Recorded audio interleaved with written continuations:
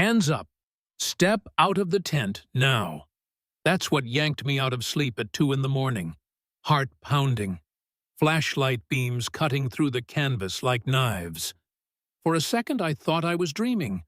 Or maybe somebody was trying to rob me. But then I stepped out barefoot into the dirt and saw patrol cars lined up at the edge of the lake. And right there behind them, arms folded like she'd been rehearsing this moment, was the HOA president, Valerie Kent, smiling like she'd already won.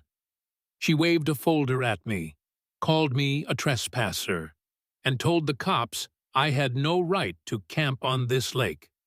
The very lake my grandfather worked half his life to buy and protect. That moment burned into me. The humiliation of being treated like a criminal on my own family's land, and the sick realization that the people behind it weren't just power-hungry. They were running a con. The night had started quiet.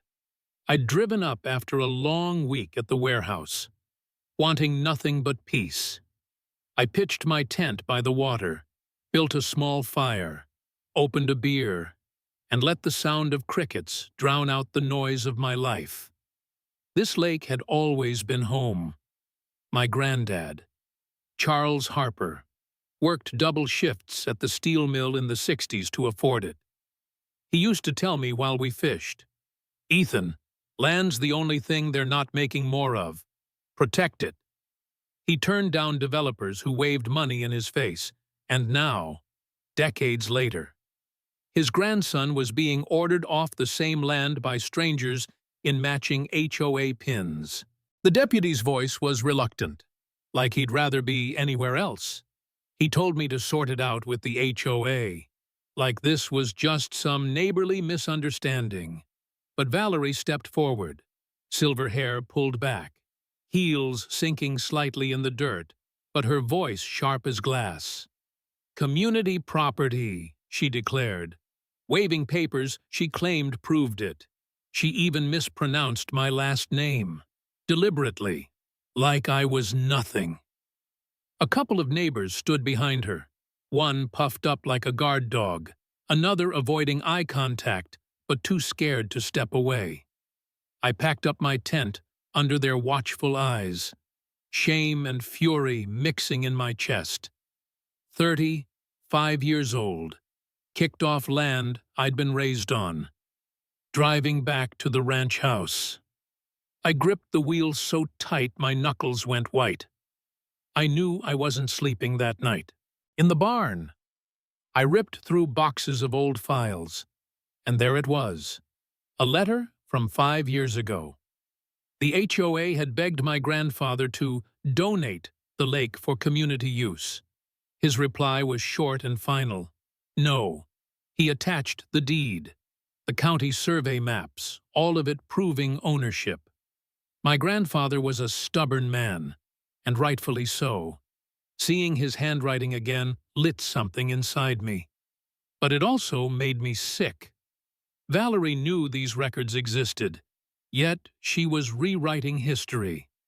I should have felt empowered, but instead I felt surrounded. Proof doesn't matter much when everyone around you's already been convinced you're the villain. The next week, I walked into the HOA office on Maple Street, carrying my folder of documents. They'd set the room like a courtroom, me in a single chair at the center, them lined up behind a long table elevated on a platform. Valerie presided at the top, photos of her shaking hands with politicians lining the wall. She introduced me as Ethan Hartford, the troublemaker, deliberately twisting my name again. Neighbors laughed nervously. Then one of them, Nick Powell, jumped up red-faced, yelling that I didn't belong there, that I was harassing their community. I opened my folder, laid out the survey from 1968, the deed in my grandfather's name. Valerie laughed, waved her folder in my face, and said, "Community guidelines override your ancient paperwork." I felt the floor tilt under me. Logic didn't matter here. This was theater. and she was the director. But I wasn't alone. Sitting at the back, pretending to be on her phone, was a neighbor named Sophie.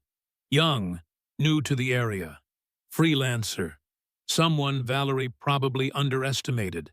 As the meeting turned uglier, Sophie leaned toward me and whispered, "She's been running events at your lake, charging fees.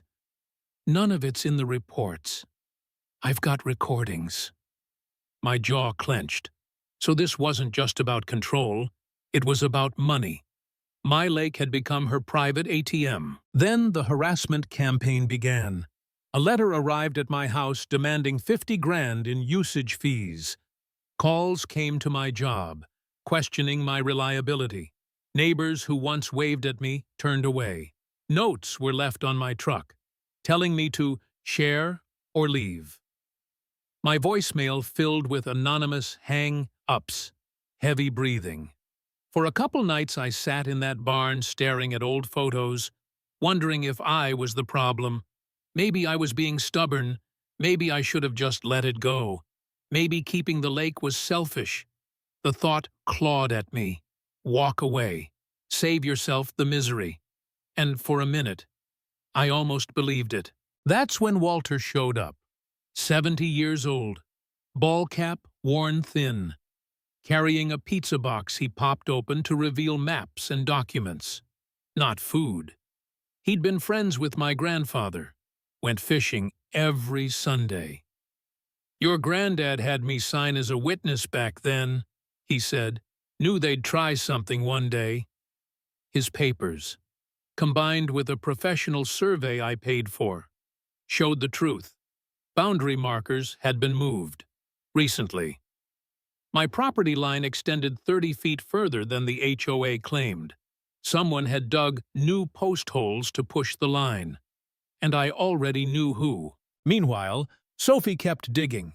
She found photos of Valerie at a seminar titled "Maximizing HOA Revenue Through Asset Management." The guy who ran it? Later convicted of fraud. She had pages of notes, all about seizing underutilized properties, piece by piece. The mask was coming off. Valerie wasn't some defender of the neighborhood. She was a grifter in pearls. But that didn't mean she was going down quietly. One Saturday I drove up to find white tents pitched on my lake shore, chandeliers swinging in the breeze, a banner stretched across the dock. Pine Hollow HOA Lake Gala. Valerie stood in the middle, glass of champagne in hand, laughing as caterers served plates on the grass where wildflowers once grew. The humiliation cut deep, but it also lit a fire. Sophie had already hacked together a timeline of her financial contradictions. Walter gave me more, copies of old county files showing similar attempts on his land. This wasn't random. She'd done it before. And she'd keep doing it unless someone stopped her. Still, the psychological warfare took its toll. Tires slashed. For sale signs, spray, painted on my fence. Calls to my mom saying I was under criminal investigation. One night, Deputy Luke pulled me over and leaned into my window, voice low. "She's got something on me," he admitted, eyes darting. "A DUI from 10 years ago. If it comes out, I lose my kids. I'm sorry." He drove off before I could even answer. Everyone was tangled in her web, and I sat there in the dark, wondering if it was all too much. Then Walter dropped a bomb. A conservation easement my grandfather had signed in the 70s, legally protecting the lake from development forever. Ironclad. Federal law. Not even the county could override it. That was the weapon I needed. I laughed out loud in Walter's kitchen. The kind of laugh that comes out half crazy after months of pressure. Finally, I had something she couldn't twist. The showdown came at the emergency community meeting. The hall was packed, cameras rolling. Valerie sat tall at the head, folder in front of her, voice dripping with smugness. I stood, and laid it all out. The original deeds, the moved property markers, the easement. Then I played Sophie's video of Valerie directing men in hazmat suits, dumping barrels in the lake. Barrels with her company's logo still half visible. Gasps rippled through the room. Clara, a board member, stood up pale, faced, and admitted she'd seen Valerie's truck near my fence the night it was cut.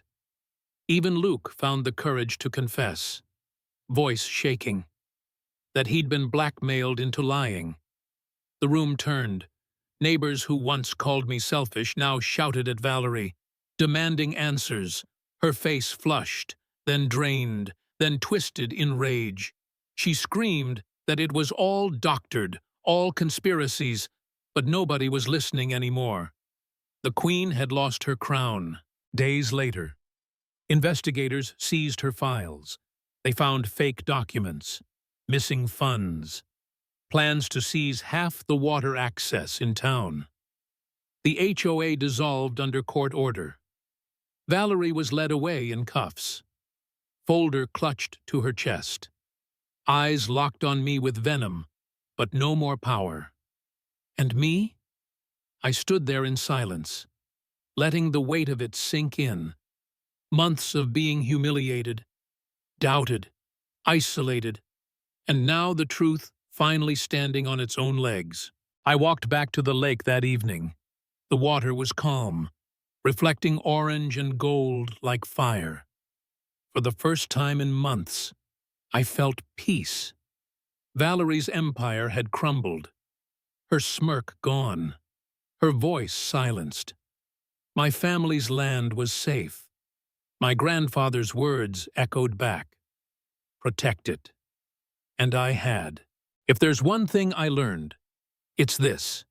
Bullies thrive until someone stands up with proof and refuses to back down.